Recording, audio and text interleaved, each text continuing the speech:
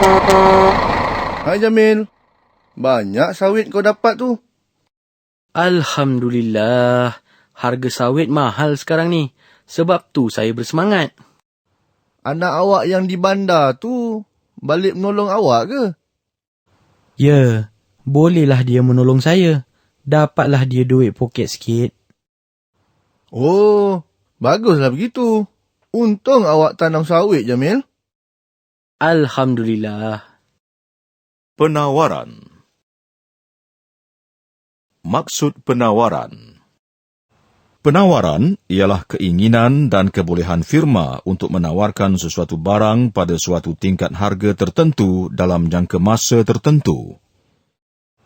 3 perkara yang penting di sini adalah tingkat harga, jangka masa, dan keinginan dan kebolehan firma. Pertama, tingkat harga boleh mempengaruhi kuantiti penawaran oleh firma. Harga yang rendah membuatkan pengeluar kurang berminat untuk meningkatkan pengeluaran. Sebaliknya, pada harga yang lebih tinggi, pengeluar akan menambah kuantiti pengeluarannya. Kedua, jangka masa tertentu. Penawaran sesuatu barang akan berubah pada tempoh masa yang berlainan. Ketiga, keinginan dan kebolehan firma. Keinginan sahaja tanpa kemampuan bermakna tiada penawaran. Contohnya, seorang penjual ingin menjual 200 kilogram ayam pada harga RM6 sekilogram. Namun, dia tidak mempunyai kebolehan menawarkan kuantiti tersebut kerana semua ayamnya telah dijangkiti penyakit. Tindak balas pengeluar apabila harga berubah. Ahmad, pihak kerajaan benarkan peniaga naikkan harga roti canai. Naik berapa sen, bos? Kita boleh jual pada harga 70 sen sekeping berbanding 50 sen sekarang. Wow, bagus tu, bos. Kita akan tambah 50 keping roti canai lagi menjadi 100 keping sehari. Baik, bos. Daripada situasi tersebut, pengeluar akan menambahkan penawaran apabila harga bertambah. Peniaga tersebut sanggup menambahkan pengeluaran roti canai daripada 50 keping sehari apabila harga 50 sen sekeping kepada 100 keping sehari pada harga baru 70 sen sekeping.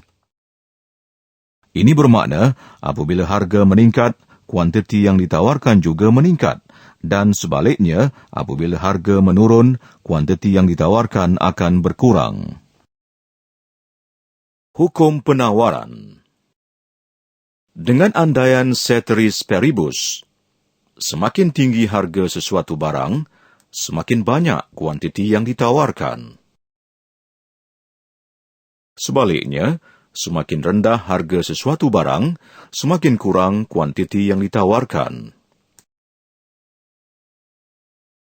Hubungan antara harga dan kuantiti ditawarkan adalah bersifat positif. Firma seperti kes penjual roti canai dalam animasi tadi sanggup meningkatkan kuantiti yang ditawarkan jika harga naik. Jadual penawaran individu.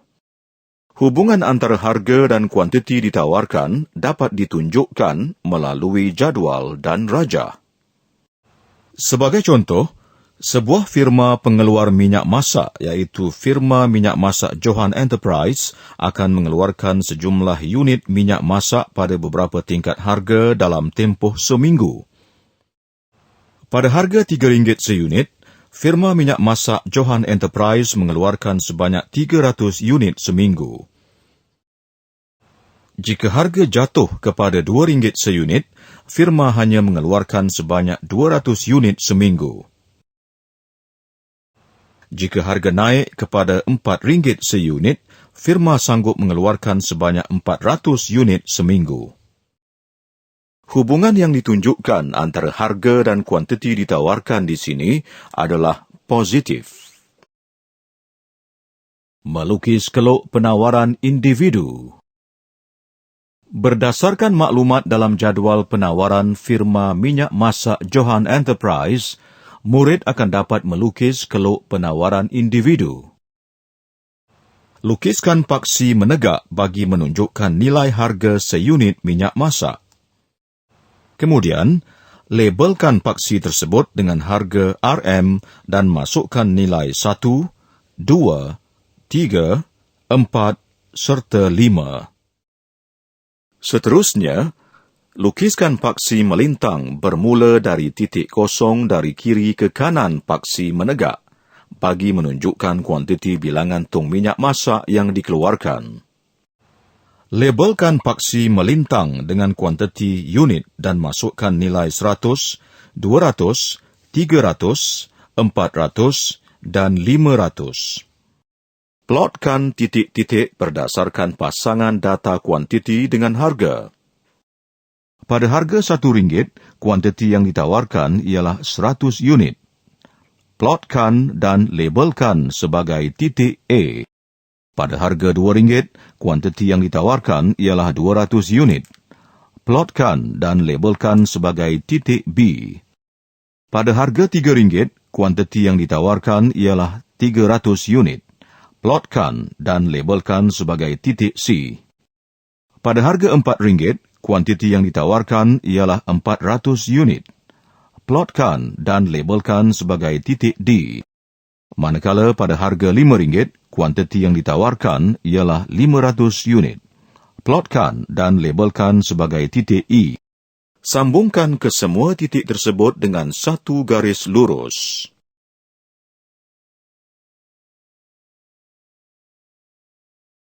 Labelkan dengan S di kedua-dua hujung garis ini. Garis lurus inilah yang kita namakan sebagai keluk penawaran individu. Taipkan tajuk gambar rajah ini pada kotak yang disediakan. Klik butang semak setelah selesai.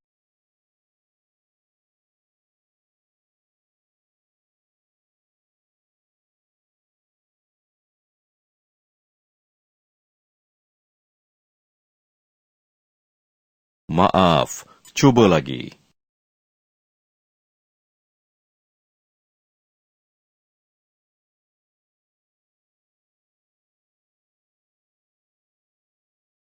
Tahniah, Anda sangat bijak. Merumus hubungan antara harga dengan kuantiti ditawarkan berdasarkan rajah. Rajah menunjukkan sebuah keluk penawaran. Keluk tersebut menunjukkan hubungan antara harga P dengan kuantiti ditawarkan Q. Jika harga meningkat, adakah kuantiti ditawarkan akan meningkat juga? Lihat pada paras harga P1. Jika harga naik kepada P2, bagaimanakah kesannya kepada kuantiti yang ditawarkan? Pada P2, kuantiti ditunjukkan di titik K, iaitu pada nilai Q2. Jadi, Q1 akan beralih ke Q2. Ini menunjukkan apabila harga meningkat, kuantiti yang ditawarkan akan meningkat juga. Andaikan pula jika harga asal ialah di P2. Bagaimanakah pula kuantitinya apabila harga menurun ke P1? Pada P1, kuantiti ditunjukkan pada paras titik J, iaitu di Q1, iaitu kurang daripada kuantiti sebelumnya, Q2. Semua perubahan di atas menunjukkan jika harga meningkat, kuantiti ditawarkan juga akan meningkat. Jika harga menurun, kuantiti ditawarkan juga akan menurun. Perubahan yang sehala ini menunjukkan hubungan yang positif antara kedua-dua harga dengan kuantiti yang ditawarkan.